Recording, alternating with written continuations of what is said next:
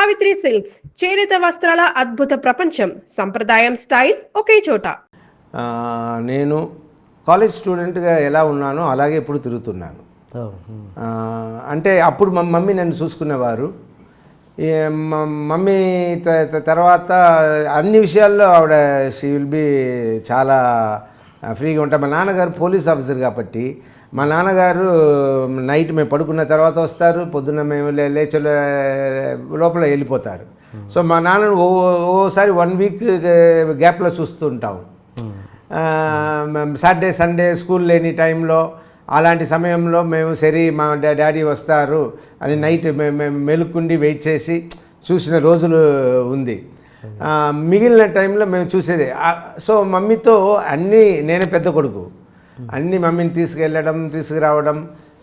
పెద్ద కొడుకు నేను అండ్ మధ్య రాజశేఖర్, గుణశేఖర్, చంద్రశేఖర్.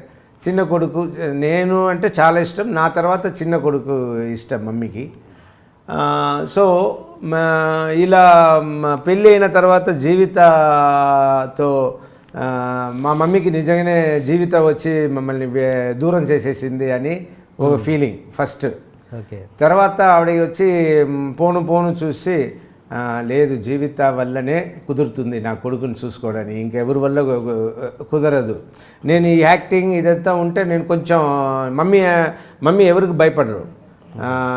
మమ్మీ ఎలాంటి మమ్మీకి ఎడ్యుకేషన్ లేదు, కానీ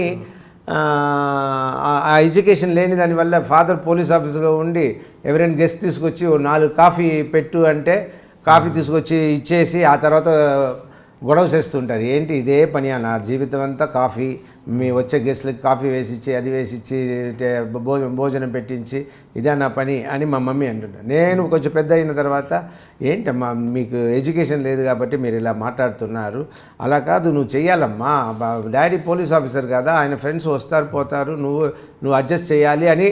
ఒక్కొక్కసారి ఆవిడ అర్థం చేసుకోకపోతే నా కోపం వచ్చి నేను భోజనం చేయకుండా అలా మొదలుపెట్టి ఆవిడకి నేనంటేనే కొంచెం భయం వచ్చింది.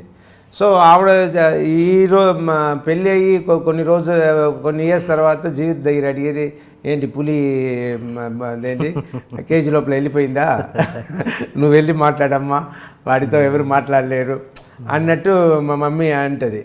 సో మమ్మీకి నచ్చిన కోడలు జీవితానే నెంబర్ 1గా. అందుకే మమ్మీ అన్నానగర్లో ఉంటారు, మా ఇంట్లో చెన్నైలో, లేదా హైదరాబాద్ వస్తారు, మా ఇంటికి వస్తారు. ఇంకో తమ్ముడు అక్కడే ఉంటారు, వాళ్ళ ఇంటికి వెళ్ళరు, పెద్ద తమ్ముడు ఇంటికి వెళ్ళరు. సో మమ్మీకి అంత ఇష్టం. అండ్ నేను కాలేజ్ స్టూడెంట్గానే అప్పుడులా తిరుగుతున్నాను. ఫస్ట్ మా మమ్మీ దగ్గర అయినా డబ్బు కావాలంటే అడుగుతాను, తర్వాత నా తమ్ముడు వచ్చి సినిమా ఫీల్డ్లో వచ్చిన తర్వాత నా తమ్ముడు చూసుకున్నాడు, వాడి దగ్గర ఏదైనా ఖర్చుకి డబ్బు కావాలంటే అడుగుతాను. తర్వాత ఇప్పుడు జీవిత చూసుకుంటుంది కాబట్టి ఇప్పుడు జీవిత దగ్గర కూడా ఏదైనా ఏది బయటికి వెళ్తున్నా ఒక 5,000 రూపీస్ ఇవ్వు పాకెట్లో ఉండడానికి, పెట్రోల్ అంటే డీజిల్ అంటే కారు అన్ని కార్డ్స్ ఉంది కాబట్టి. సో అండ్ నేను ఎప్పుడు అకౌంట్ చూడను, నాకు ఇన్కమ్ ట్యాక్స్ అంటే తెలియదు, అదేం పట్టించుకోండి. 2 పనులు చేస్తా. ఒకటి యాక్టింగ్ కోసం కరెక్ట్గా నిద్రపోతాను, కరెక్ట్గా ఎక్సర్సైజ్ చేస్తాను, ఓవర్గా తినను యాక్టింగ్ కోసం.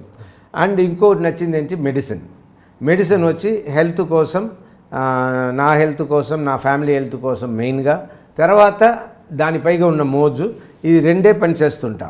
ఇప్పుడు కూడా నేను ఇంటి పనులు ఏమీ నేను పట్టించుకోను, అదంతా జీవితానే, మమ్మల్ని అంతా చూసుకోవడం జీవితానే. నేను జాలీగా మా పిల్లలతో అండ్ మా పెద్ద పాప 10 రోజుల పాపగా ఉన్నప్పుడే నేను షూటింగ్ తీసుకెళ్ళిపోయాను. అప్పటి నుంచి నేను ఎక్కడ షూటింగ్ అవుట్డోర్ వెళ్తే వాళ్ళు లేకుండా నేను వెళ్ళను. నేను పెళ్ళి అయ్యి పిల్లలు వచ్చిన తర్వాత ఒంటరిగా ఫ్లైట్లో ఇంతవరకు వెళ్ళలే. వెళ్తే పొద్దున పని ఉంది మేము చెన్నైలో, సాయంత్రం వచ్చేయచ్చు అన్నా కూడా 4 వెళ్తాము, 4 వస్తాము. ఎందుకంటే అది ఓ భయం ఏంటంటే నాకు ఫ్లైట్ అంటే నా కారు నేనే నడుపుతాను. ఏ ఫారిన్ కంట్రీ వెళ్ళినా కూడా నేనే నడుపుతాను. ఎందుకంటే ఇంకోరు నేను ఐఎమ్ గుడ్ డ్రైవర్, వాళ్ళపైకి నాకు అంత బిలీఫ్ ఉండదు, ట్రస్ట్ ఉండదు. సో కేర్ఫుల్గా నడపాలని నేనే తీసుకుంటాను. బట్ ఫ్లైట్ నేను నడపలేను కదా, సో ఫ్లైట్ అని యాక్సిడెంట్స్ అవుతుంది కదా, సో భయం. సో పోతే అందరు కలిసిపోతాం. లేదు ఉంటే అందరు కలిసి ఉంటాం అన్నట్టు.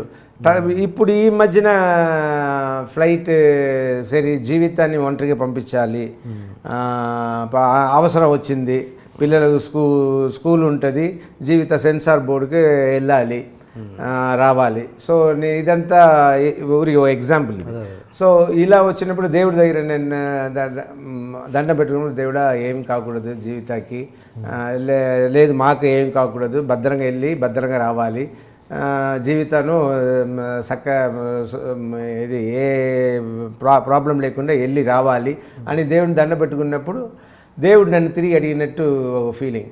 అవును, నువ్వు మాత్రం కరెక్ట్గా ఉన్నావా, నీ ప్రాణం కోసం నువ్వు ఇంత అడుగుతున్నావు, నీ పిల్లల ప్రాణం కోసం అడుగుతున్నావు, నువ్వు చికెన్ తింటున్నావు, చికెన్ చంపుతున్నారు ఇంట్లో, మేక మాంసం తింటున్నావు, అది కరెక్టా అన్నట్టు అడిగినట్టు ఫీల్ అయ్యి, లేదు నేను ఇంక పైకి తిన్నాను, వెజిటేరియన్ అయిపోయాను. సో నేను ఇప్పుడు వెజిటేరియనే. ఇంతకుముందు 5 years కంటిన్యూస్గా వెజిటేరియన్గా ఉన్నాను. తర్వాత నా యాక్టింగ్ ఈ ఫీల్డ్లో ఉన్నదాని ఉంటున్నావు కాబట్టి వెయిట్ తగ్గిపోతున్నావు, నువ్వు స్ట్రాంగ్ లేదు అని మా మమ్మీ జీవిత అందరూ నన్ను ఫోర్స్ చేసి, పిల్లలు అందరూ ఫోర్స్ చేసి మధ్యలో ఒక 2 years ఐ వాస్ నాన్ వెజిటేరియన్గా ఉన్నాను. దేవుడి దగ్గర అప్పుడంతా క్షమాపణ అడుగుతూ, అది అప్పుడు వచ్చి ప్రాన్స్ తినను, ప్రాన్స్ తింటే ఒక్కొక్క ప్రాణం అని అనుకుంటాను. ఇంతకుముందు ఒక్కొక్క ప్రాణంని తినేస్తున్నాము అన్నట్టు ఫీల్ అవుతాను. మటన్ అయితే సరే అందరూ పంచుకుంటాము. తమిళ్లో ఒక సేయింగ్ ఉంది, కొండ్రాల్ పాపం తిన్రాల్ తీరం, అంటే చంపితే పాపం కానీ తినేస్తే పోతుంది అన్నట్టు. దీన్ని చెప్పి మా మమ్మీ నన్ను తినమంటూ ఉంటారు.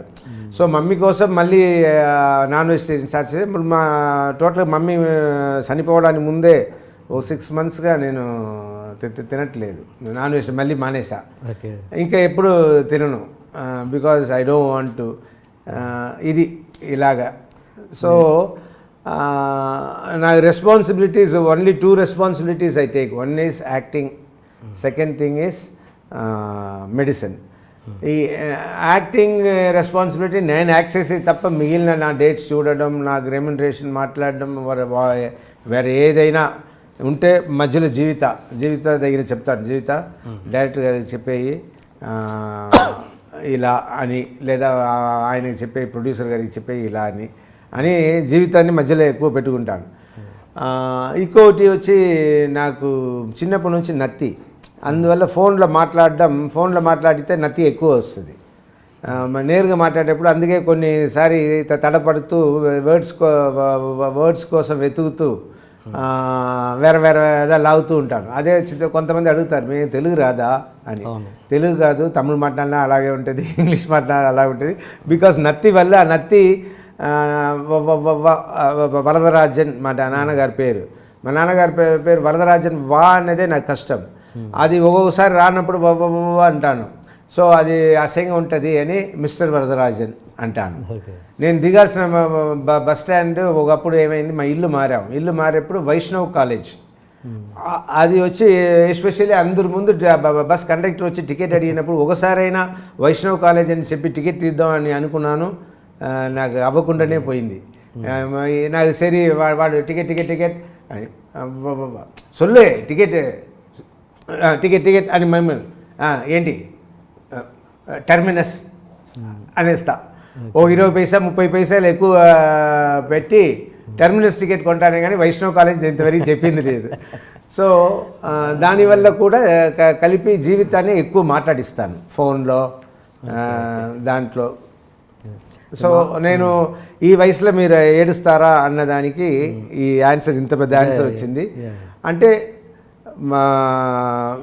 నేను ఏడవపోయిండొచ్చు, ఇంత ఇది పోయిండొచ్చు, కానీ ఇక్కడ జరిగింది ఏంటంటే నేను కాపాడేసి ఉండొచ్చు. కానీ అక్కడ ఒక 5 minutes ఆ డిలేని చూసి ఐఎమ్ ఫీలింగ్ గిల్టీ. మొన్న ఈ లాస్ట్ సరే ఇక్కడ వెళ్ళినప్పుడు ఏడవకూడదు ఈ లాస్ట్ సక్సెస్ మీట్లో అని పోతే అక్కడ పెద్ద ఫోటో, మా మమ్మీ ఫోటో. ఆ లుక్ ఏంటంటే నాకేమనిపిస్తుంది, ఏంట్రా నన్ను వదిలేసేవారు కదరా, నన్ను కాపాడి ఉండొచ్చు కదా అన్నట్టు అడిగినట్టు ఒక ఫీలింగ్.